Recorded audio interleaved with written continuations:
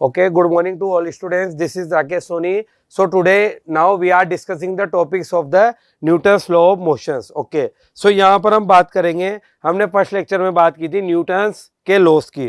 तो न्यूटन्स का अपन ने फर्स्ट लॉ देखा था, सेकंड लॉ देखा था. So today now we are seen that the topics of Newton's third law of motion. Okay, यहाँ पर बात करते हैं. देखिए, force and Newton's laws of motion, इसका हमने प्रीवियस लेक्चर में देखा था. फर्स्ट है आपका न्यूटन्स लॉ ऑफ मोशन, उसका हमने देखा था first law and second law. ठीक है, यहां पर अपन ने जिसकी बात की थी वो इंपल्स थ्योरम की बात कर ली थी, मोमेंटम की बात कर ली थी. ठीक है, न्यूटन्स के फर्स्ट लॉ में अपन ने इनर्शियास की बात कर ली थी. अब यहां पर जो अपन बात कर रहे हैं वो बात करेंगे न्यूटन्स के थर्ड लॉ की. Okay, clear. अब देखिए, what is Newton's third law.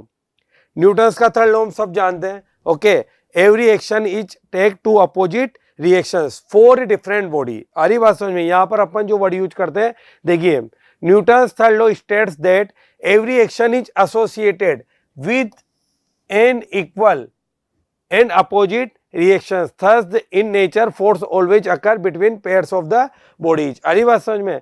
Any of them is called action and other reaction. It is clear from third law as single force can never exist. Okay, यानी कि हम यहाँ से बात कर सकते हैं न्यूटन्स के थर्ड लॉ में F action equal to minus F reaction. इसको अपन बहुत डीप में समझेंगे. देखिए, जैसे हम यहाँ से बात करते हैं, every action is taken to opposite का मतलब किसकी बात कर रहे हैं अपन, इन डायरेक्शन एंड इक्वल मतलब इन मैग्नीट्यूड. आ रही बात समझ में. यहां तक तो अपन लिख देते हैं, every action is taken to opposite and equal reaction. But यहां तक लिखना is not sufficient. Because of that हमने सिर्फ यहाँ पर एक्शन रिएक्शन की बात की है, लेकिन न्यूटन्स का थर्ड लॉ रियल में होता क्या है. न्यूटन्स के थर्ड लॉ को अगर अपन बहुत डीप में समझे तो हम कभी ये कह ही नहीं सकते कि कौन सा एक्शन और कौन सा रिएक्शन है. बिकॉज ऑफ दैट अगर मैं यहाँ से बात करूँ तो अभी ये सेंटेंस इनकम्प्लीट है. बिकॉज ऑफ दैट जब तक मैं यहाँ हाईलाइट नहीं करूंगा फॉर टू डिफरेंट बॉडीज. हरी बात समझ में.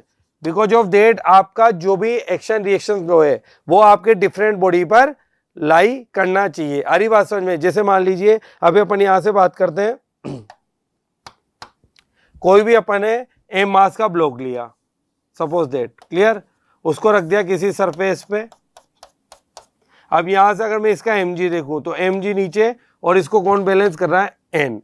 अब मैं यहां से पूछूं what is action what is reaction, तो यहां पर ना तो हम कह सकते हैं कि एन एक्शन है और ना हम कह सकते हैं कि एम जी रिएक्शन है. Because of that they are lying on single body. ये किस पे एक्ट कर रहे हैं, आपके सिंगल बॉडी पे एक्ट कर रहे हैं. बिकॉज ऑफ दैट अगर मुझे यहां से एन को अगर मैं नॉर्मल फोर्स बोलता हूं, नॉर्मल फोर्स, ठीक है, वो आपका नॉर्मल है भी सही. एम जी उसका वेट ऑफ बॉडी है. आ रही बात समझ में. लेकिन जो आपका ब्लॉक है this is the single body, और सिंगल बॉडी पर अपन एक्शन रिएक्शंस को कभी भी शो नहीं कर सकते. आ रही बात समझ में. मैंने थोड़ा बहुत आपको स्टार्टिंग में समझाने की कोशिश किया. अपन इसके रूल्स देखते हैं कि कहाँ कहाँ आपका न्यूटन्स का थर्ड लॉ एक्ट होता है. क्लियर. देखिए, ये सबसे इंपॉर्टेंट पॉइंट्स है, important points about Newton's third law. एक एक पॉइंट को समझते हैं. We can not produce a single isolated force in nature. Clear. Force are always produce in action reaction pair. कभी भी हम ऐसा नहीं कह सकते कि सिंगल फोर्स एक्ट कर रहा है. ओके, जैसे मान लीजिए मार्कर है. ओके, ये मैंने ऐसे रखा हुआ है. क्लियर है. अब यहां पर इसका जो एम जी है वो तो कहाँ है, नीचे, यानी कि, और एन कहाँ है जो इसको बैलेंस कर रहा है. तो अगर ये किसी सिंगल बॉडी पर लाई हो रहा है एन और एम जी, तो हम उसको नहीं कहेंगे कि ये न्यूटन्स का थर्ड लॉ को फॉलो कर रहा है. बिकॉज ऑफ दैट अभी अपन ने बात की कि न्यूटन्स के थर्ड लॉ के लिए at least two different body होना नेसेसरी है. Clear. Second, there is no time gap between action and reaction. ऐसा नहीं है कि एक्शन हुआ उसके आधे घंटे बाद रिएक्शन हो रहा है, स्पॉन्टेनियसली इमीडिएट आपका अगर इधर एक्शन होगा तो उधर ही आपका क्या होगा, रिएक्शन होगा। इसलिए हम कह सकते हैं there is no time gap between action and reaction. So we can say that we can not say that there is a action is the cause and reaction is the effect. हम ऐसा नहीं कह सकते कि ये action है और ये रिएक्शन है, बिकॉज ऑफ दैट। अगर मैं यहां से बात करूं तो देखिए, जैसे मैंने बात करी एम और ये हो गया आपका एम जी और ये हो गया ऊपर एन। हरी बात समझ में। अब यहां पर हम नहीं कह सकते कि एन एक्शन है और एम जी रिएक्शन है, बिकॉज ऑफ दैट ये तो सिंगल बॉडी पे लाई हो रहे। अगर मैं इसका एक्शन रिएक्शन पेयर बनाने की कोशिश करूं तो this is the earth surface. Okay, earth जो हम यहां पर हैं तो एम जी तो कहाँ लग रहा है, नीचे। हरी बात समझ में। और एम मास का ब्लॉक किया अगर अपन यहां से बात करें तो, और एन अपना कहाँ लग रहा है, यानी कि धरती माता हम पे कौन सा फोर्स लगा रही है, नॉर्मल फोर्स, और हमारा जो वेट है वो कहाँ लग रहा है, अर्थ पे। अब एन और एक्शन अगर अलग अलग बनाए यहां से देखें तो ये आपका क्या है, एक अलग बॉडी और ये भी सेपरेट बॉडी है। तो हम यहां से कह सकते हैं कि एम जी और एन अब एक्शन रिएक्शन पेयर में है, क्लियर है। लेकिन हम ये नहीं कह सकते कि कौन सा एक्शन और कौन सा रिएक्शन है, कभी नहीं कह सकते, बिकॉज ऑफ दैट यहां पर क्या बोल रहा है वो, there is a no time gap. हरी बात समझ में। हम स्पॉन्टेनियस हो गए, जो भी प्रोसेस होगा फटाफट होगा, यानी कि हमें पता ही नहीं पड़ेगा कि कौन सा एक्शन है और कौन सा रिएक्शन है। हरी बात समझ में। उसके बाद बात करते हैं एक्शन रिएक्शन। सेकंड हो गया, फर्स्ट हो गया, second, third. Action reaction law is applicable on both the state, either at rest और इन मोशन। हरी बात समझ में। रेस्ट में भी होगा तो मोशन में भी होगा। सेकंड लॉ से हमने बात की थी F equal to D P upon D T. Action and reaction is also applicable between the bodies which are not in physical contact, जो फिजिकल कॉन्टैक्ट में नहीं है। जैसे अपन ने बात की थी अट्रैक्ट वो ग्रेविटेशन फोर्स में, अगर अपन बात करें यहाँ पर तो अपन बात करते हैं M G M one M two upon are square. और सिमिलरली हम किस में भी बात करते हैं, कूलम्ब्स लॉ में बात करेंगे F k q one q two upon are square. अगर यहाँ पर बात करें तो this is the mass m one, this is the mass m two. हरी बात समझ में। अब ये तो ऑलवेज कैसा होता है, अट्रैक्टिव नेचर का होता है, ग्रेविटेशनल फोर्स। लेकिन अगर चार्ज के केस में बात करें, पॉजिटिव चार्ज और आपका नेगेटिव चार्ज, तो अट्रैक्ट करेगा और पॉजिटिव पॉजिटिव रहा, यानी कि सेम पोलैरिटी के रहे, सेम नेचर के रहे, तो एक दूसरे को क्या करेंगे, रिपेल करेंगे। यानी कि यहाँ पर फिजिकल कांटेक्ट भी नहीं हुआ तब भी आपका न्यूटन्स का थर्ड लॉ अप्लाई हो रहा है। Action reaction law is applicable, clear. Action, ये वाला फिफ्थ पॉइंट की बात करें, action reaction law is applicable to all the interactions force like gravitational force, अभी बात की F equal to G M one M two upon are square. Electrostatics force it means Coulomb force k q one q two upon are square, clear. Electromagnetic force F equal to q v B, जो अपन Lorentz force की बात करेंगे E M आई में। Tension T, जो अपन रोप या पुली constraint की बात करेंगे। फ्रिक्शन, विस्कस फोर्स, जो कि अपन फ्लूइड डायनामिक्स में यहाँ पर बात करेंगे, क्लियर है। Action and reaction never cancel with each other, because of that they act on a different bodies. अगर एक ही बॉडी पे लगते हैं तो अपन कह सकते थे के एन और एम जी को बैलेंस करके नेट फोर्स कितना बता सकते थे, 0। लेकिन action reaction never cancel with each other, because of that they act on a two different bodies. Very important point है, आपको बिल्कुल हाईलाइट करना और नोट्स में आपको नोट करना है। Example, walking, swimming, recoil of a gun, है ना, when a recoil of a gun, when a bullet fired from it, rocket propulsion, इन सब में हम क्या देखते हैं, न्यूटन्स के लॉ को अप्लाई करते हैं। हरी बात समझ में। तो ये कुछ इंपॉर्टेंट पॉइंट्स थे अब about to Newton's third law, जो अपन ने यहाँ पर डिस्कस किए, क्लियर। ओके, चलो आगे बढ़ते हैं। देखिए practical demonstrations. When a ball strike a wall the following happens. मैंने कोई भी बॉल को लिया और वॉल पर स्ट्राइक किया, आरी बात समझ में, वहां से वापस क्या होगा, बॉल भी टकरा के वापस आएगी, क्लियर। तो यहां से देखो एफ एक्शन, यानी कि हमने क्या किया, एफ एक्शन। तो यहां से देखिए बॉल ने वॉल पर एक्शंस किया। अब नेक्स्ट में देखते हैं अपन, वॉल ने वापस क्या किया, बॉल पर रिएक्शंस किया। अरे बात समझ में, यानी कि यहां से कह सकते हो कितना किया, जितना अपन ने बॉल को स्ट्राइक किया था वॉल पे, तो वॉल ने भी उतना ही सेम फोर्स लगाया, लेकिन equal in magnitude but opposite in directions. It means यहां से अपन कह सकते हैं एफ, यहां से कह सकते हैं एफ बी डब्ल्यू, यानी कि एफ बी डब्ल्यू का मतलब है force on ball with respect to wall equal to minus F W B, यानी कि हम कह सकते हैं F action equal to minus F reaction. Clear? हरी बात समझ में? This is the practical demonstration, यानी कि F reaction force equal to force exerted by the wall on the ball due to reactions force, the ball bounce back. जब हम किसी भी बॉल को हिट करेंगे और वो वापस स्ट्राइक करके वापस बाउंस बैक होगी। क्लियर? ओके। फिर आगे बात करते हैं अपन, to similar spring balance A and B joined by hook as shown in figure. The other spring balance be attached to a hook rigidly fixed in a rigid wall. यानी कि दो spring लिए हमने इस तरह से। क्लियर है? अब हम उनको क्या कर रहे हैं, टेंशन फोर्स लगा के। You know very well tension is a always pulling force. Tension क्या होगा आपका? ऑलवेज पुलिंग फोर्स होगा, नेवर पुशिंग फोर्स। अरे बात समझ में? तो यहां से अपन ने इधर से तो इसको फिक्स कर दिया। आरी बात समझ में? अब यहां से अगर अपन इसको इस तरह से खींचेंगे 20 न्यूटन का अपन ने क्या बता रखा है इधर एक्शन, तो यहां से क्या होगा, उस पर भी कितना लगेगा, सेम 20 न्यूटन का ही रिएक्शन फोर्स लगेगा, यानी कि मैग्नीट्यूड में तो सेम होगा बट डायरेक्शन में अपोजिट होगा। क्लियर? ओके है ना? यहां से अपन ने इसको इस तरह से लिया, ये एक स्प्रिंग, फिर यहां से बीच में।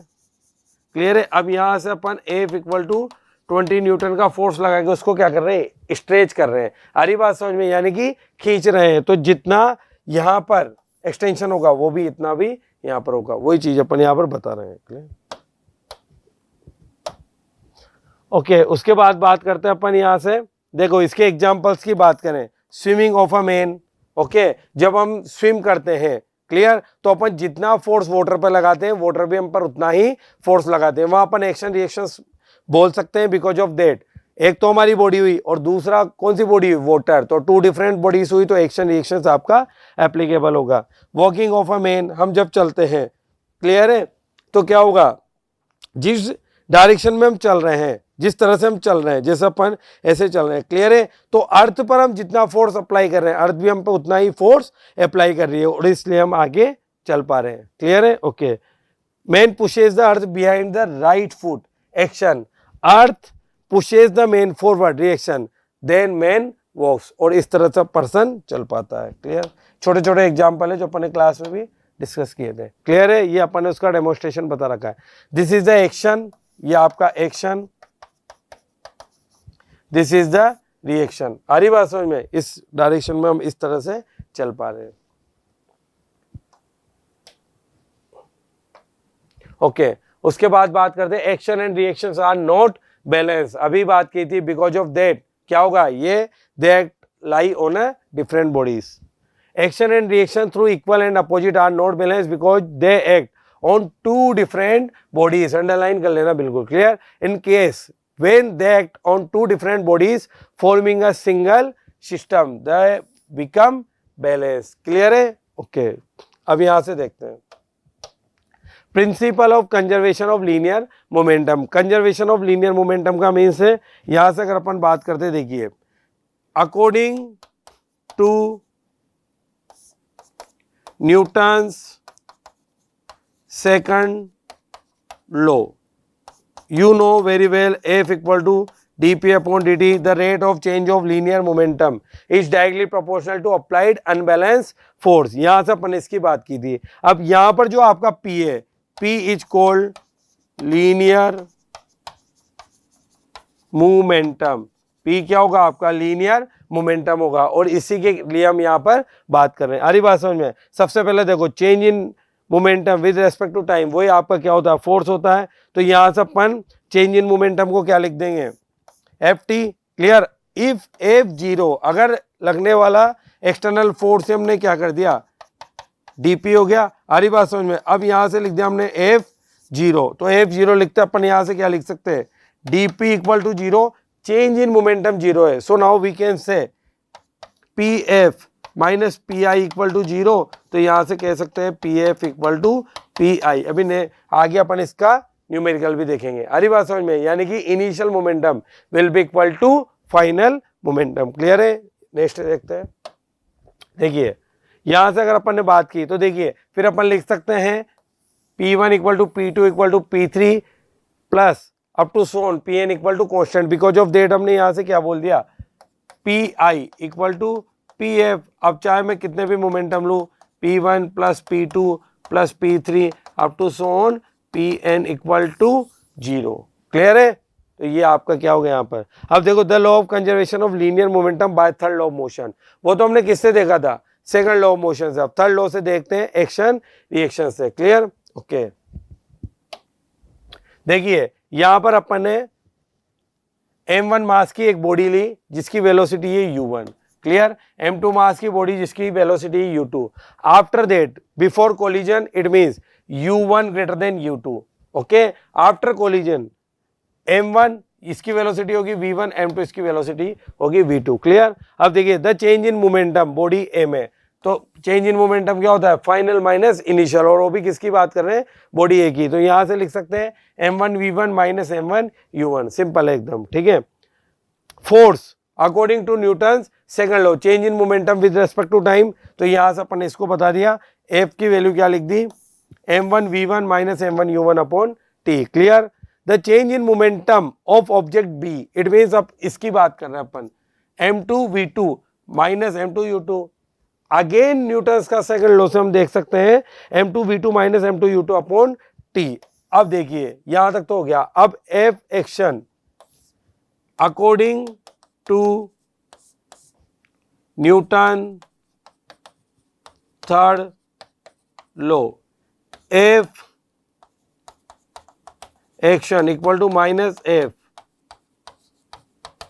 रिएक्शन। अरे बात समझ में। अब एक्शंस अगर अपन इसको लेते हैं F1 को, तो यहां से अपन लिख सकते हैं F1 equal to minus F2 लिख सकते हैं, और दोनों की वैल्यू अपन यहां पर पुट कर देते हैं, वही मैं आपको आगे बता रहा हूं। क्लियर? ये देखिए F1 equal to minus F2 यहां से हो गया। अब यहां से क्या लिख सकते हैं, M1 V1 minus M1 U1, यानी कि मैं यहां बता रहा हूं आपको।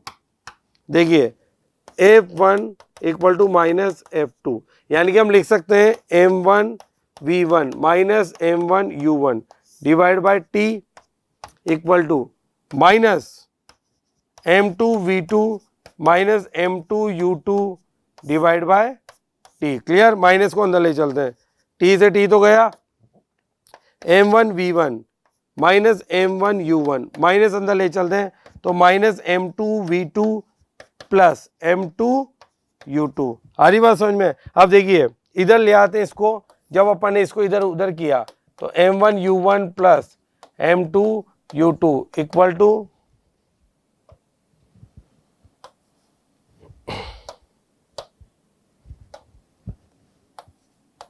M1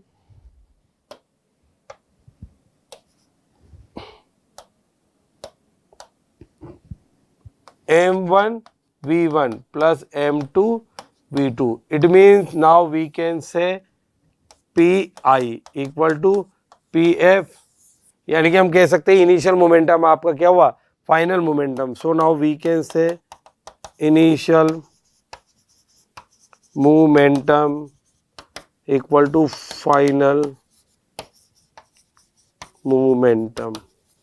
clear? हम कह सकते हैं initial momentum equal to final momentum. Clear? इसी के अभी अपन आगे बात भी करते हैं। देखिए अब इसके कुछ इलस्ट्रेशन है कंजर्वेशन ऑफ लीनियर मोमेंटम के। Recoil of a gun, recoil of a gun का मतलब आपने गन लिया। देखो जब भी गन्स को, जो भी गन होती है उसको चलाना सिखाया जाता है, तो यहाँ पर शोल्डर पर इस तरह से रखा जाता है। जैसे अपन उसका बुलेट फायर करेंगे तो गन क्या होगा, जो गन है जैसे बुलेट फायर होगी वो पीछे आएगी। हरी बात समझ में? जितनी अपन यहाँ पर बात करेंगे वेलोसिटी के। अ loaded gun rifle having bullet inside it forming one system initial is rest. Clear है? द सिस्टम है जीरो इनिशियल मोमेंटम। तो यहाँ से देखिए ये v वेलोसिटी से पीछे, और बुलेट फायर और ये आपकी बुलेट जिसका मास है m, इसकी वेलोसिटी ले ली स्मॉल v। ओके, इसका मास है m। क्लियर? अब यहाँ पर क्या होगा, बुलेट तो v वेलोसिटी से आगे गई ओके और जो गन है आपकी वो जैसे अपन ने क्या किया फायर किया वो कहाँ आएगी आपकी पीछे, तो अपन ने यहाँ वेलोसिटी बता रखी उसकी पीछे। क्लियर है? ओके इसको आगे देखते हैं।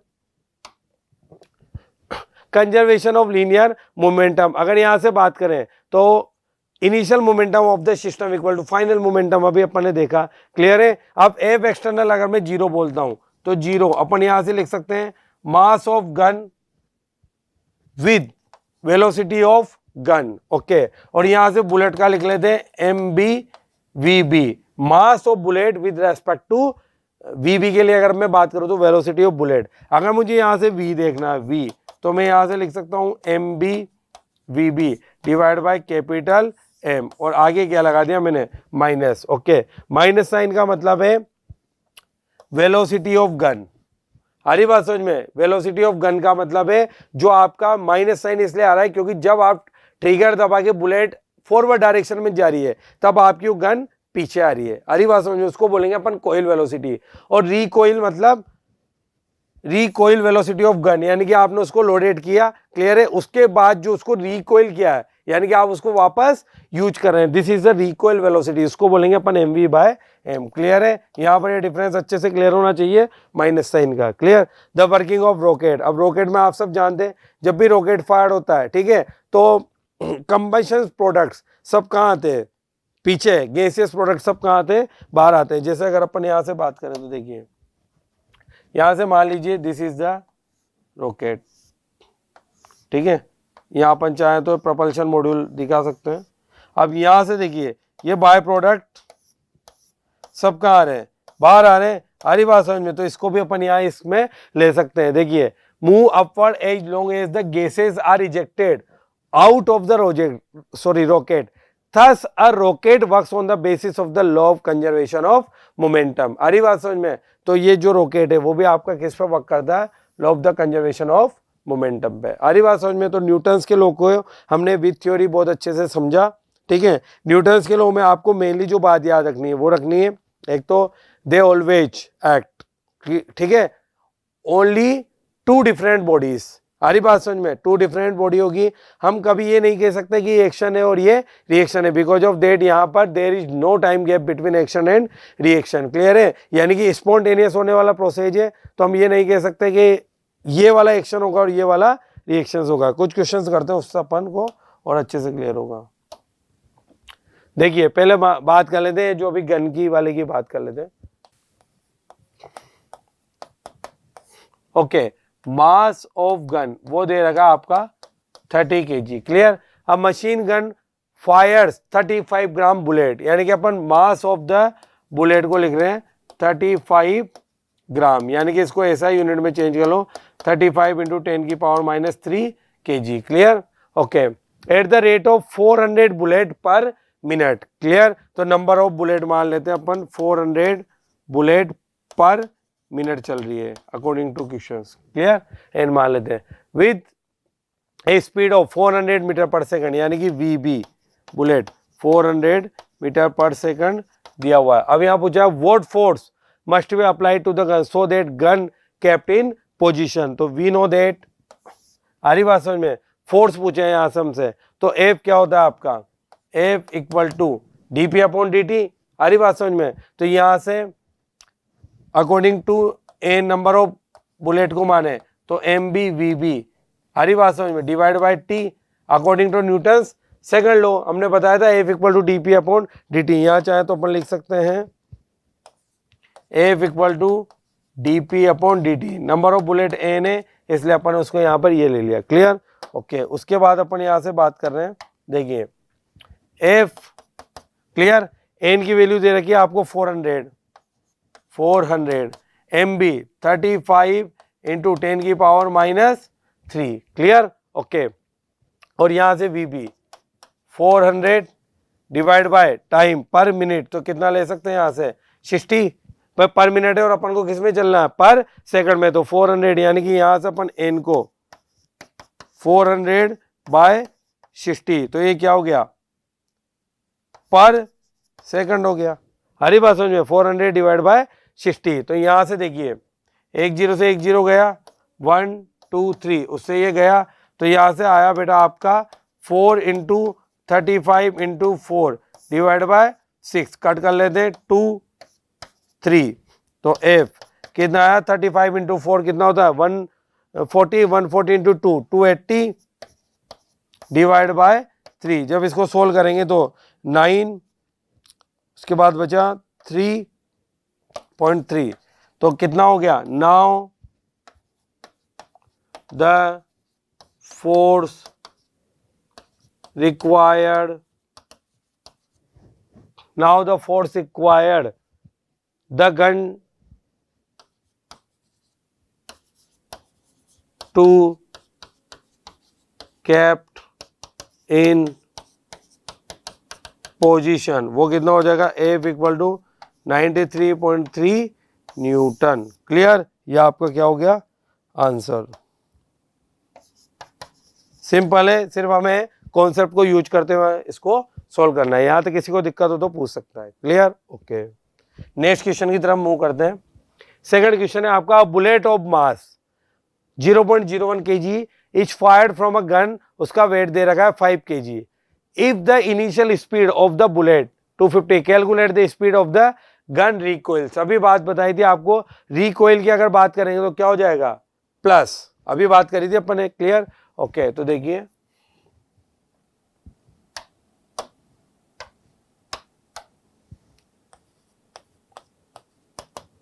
रिकॉइल की बात करते हैं तो सबसे पहले mass of the bullet MB, clear 0.01 kg, clear. उसके बाद आपका गन का मास दिया हुआ है M 5 kg, और velocity of the initial velocity of the bullet VB 250 metre पर second. Calculate the speed of the recoil of the gun. तो according to principle of conservation of linear momentum, हरी बात समझ में। तो यहां से अपन यूज कर सकते हैं MV plus small MB VB equal to 0। अभी अपन ने यहां से पढ़ा था, क्लियर है। अब यहां से देखो, हमें निकालना है the speed with which gun recoils, यानी कि रिकॉइल्स कौन है V, और माइनस अपन यहाँ पर नहीं लेंगे क्योंकि कोयल वेलोसिटी नहीं पूछी है, क्या पूछी है रिकॉइल पूछी है। तो माइनस माइनस, ओके, 2 बार आएगा। क्यों, क्योंकि वापस जाके अपन क्या कर रहे हैं उसको लोड कर रहे हैं। तो यहाँ से क्या हो गया minus minus plus MB VB divide by capital M, capital M हो जाएगा आपका कैपिटल M। Clear, okay. तो यहां से लिख सकते हैं V MB VB divide by capital M, putting the value. MB कितना दिया हुआ है आपको 0.01 kg, 0.01, क्लियर, ओके। VB कितना दिया हुआ है 250 divide by mass of the gun कितना दिया हुआ है आपको 5 kg, तो 550, ओके। तो यहाँ मल्टीप्लाई करते हैं 50 मल्टीप्लाई 1/100, तो 5/10 1/2, यानी कि कितना हो गया 0.5 5/10। यहाँ से हो गया आपका, सॉरी यहाँ पर कितना आएगा 5 भी आएगा,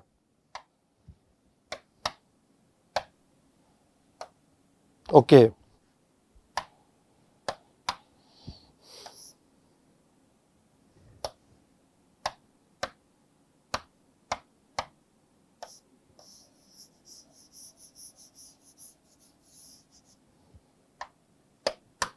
यहाँ से कितना हो गया आपका 1/100 मल्टीप्लाई 5, तो 0.05 metre per second. Clear, so option is, यहाँ से देख सकते हैं प्लस का, तो ऑप्शन कौन सा हो जाएगा आपका C।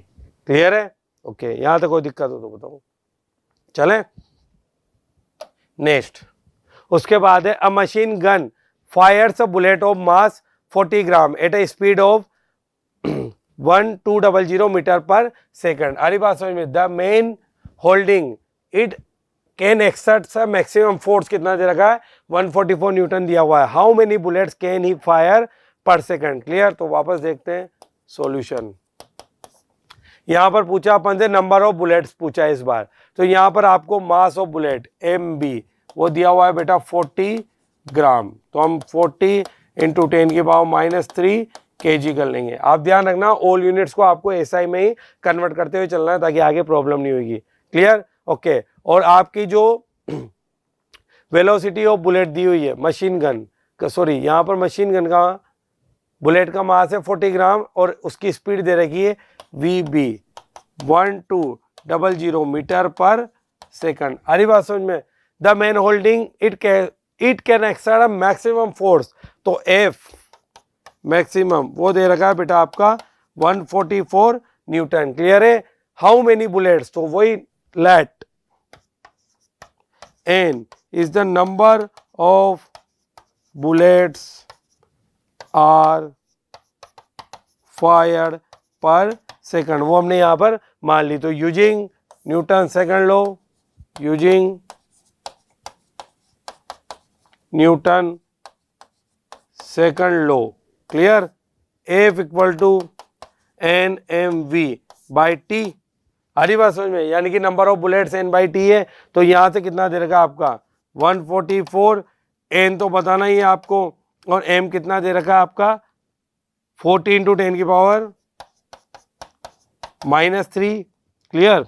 और ये दे रखा है 1200। क्लियर। ओके। अब यहां से देखते हैं 1 2 3 उससे तो ये गया। हरी बात समझ में।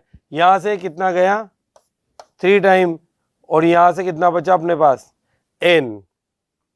144 से कितना गया है यहाँ पर 3 टाइम्स। तो नंबर ऑफ बुलेट्स कितने रह गए आपके पास 144 हो गया। N 40 गया अपने पास, ये इतने गया। तो यहां से कितना रह जाएगा number of bullets N equal to 3 बचा।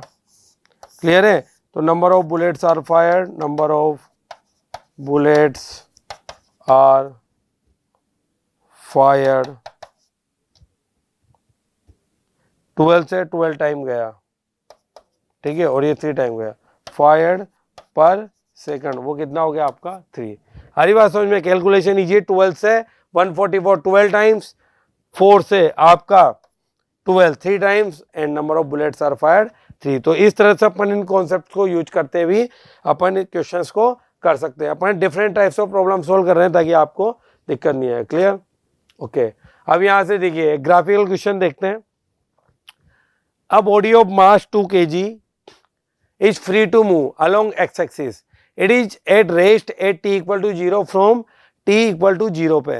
Onwards, it is subjected to the time-dependent force Ft in x direction. The variation of the force with time shown. अब यहाँ पर देखो हमें क्या दिया हुआ है, Ft कर्व दिया हुआ है और Ft कर्व किसको बताएगा आपके मोमेंटम को। कैसे देखिए अगर सोल्व करें सॉल्यूशन। क्लियर। तो देखिए एरिया अंडर Ft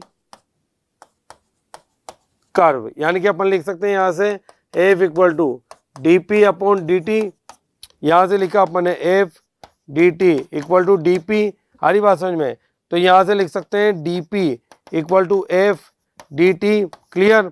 तो P equal to integration of F dt यानी कि एरिया अंडर, इसी को इंटीग्रेशन को तो क्या बोलेंगे एरिया अंडर Ft कर्व। हरी बात समझ में। अब सोल्व कर लेते हैं। देखिए यानी कि यहाँ से अगर इसको मैं बात करूं तो इसको लिख सकता हूं, पहले यहाँ तक का एरिया लेते हैं अपन, यहाँ से यहाँ तक का 1/2 ट्राइंगल दिख रहा है अपन को 4 इंटू 3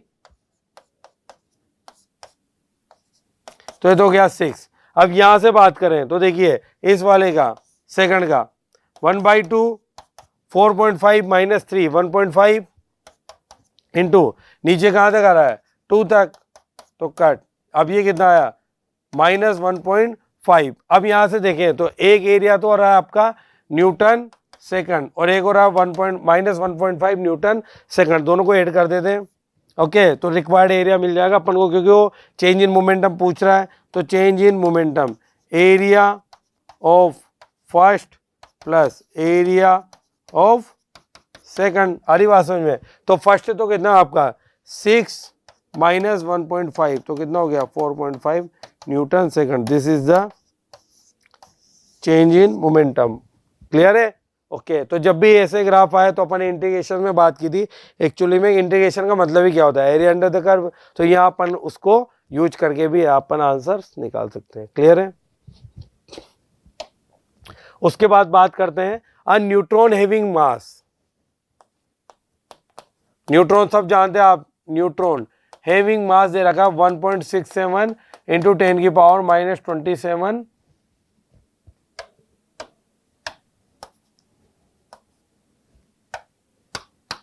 -27 kg। आ रही बात समझ में?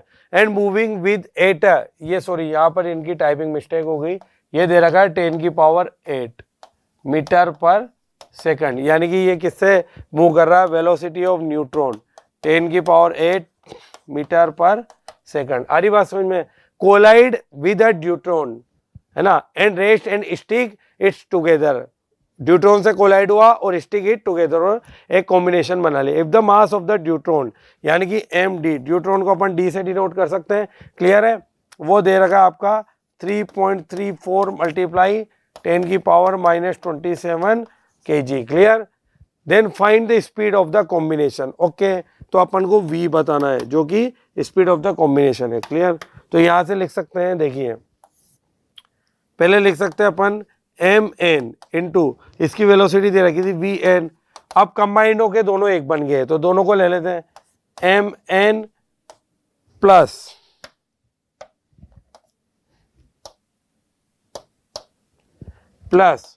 md और दोनों की कॉम्बिनेशन स्पीड v ले लो। हरी बात समझ में? तो यहाँ सब कुछ दिया हुआ है हमें v, तो अपन ले सकते हैं mn multiply vn upon mass of the neutron plus mass of the deuteron. Putting the value put कर लेते हैं। mn दिया हुआ है 1.67 इंटू 1.67 इंटू 10 की पावर -27 10 की power 8 divide by mn 1.67 into 10 की पावर -27 प्लस ड्यूट्रॉन का दिया हुआ है 3.34 इंटू 10 की पावर -27। तो देखो 27 तो कॉमन लेके सब तरफ से गया।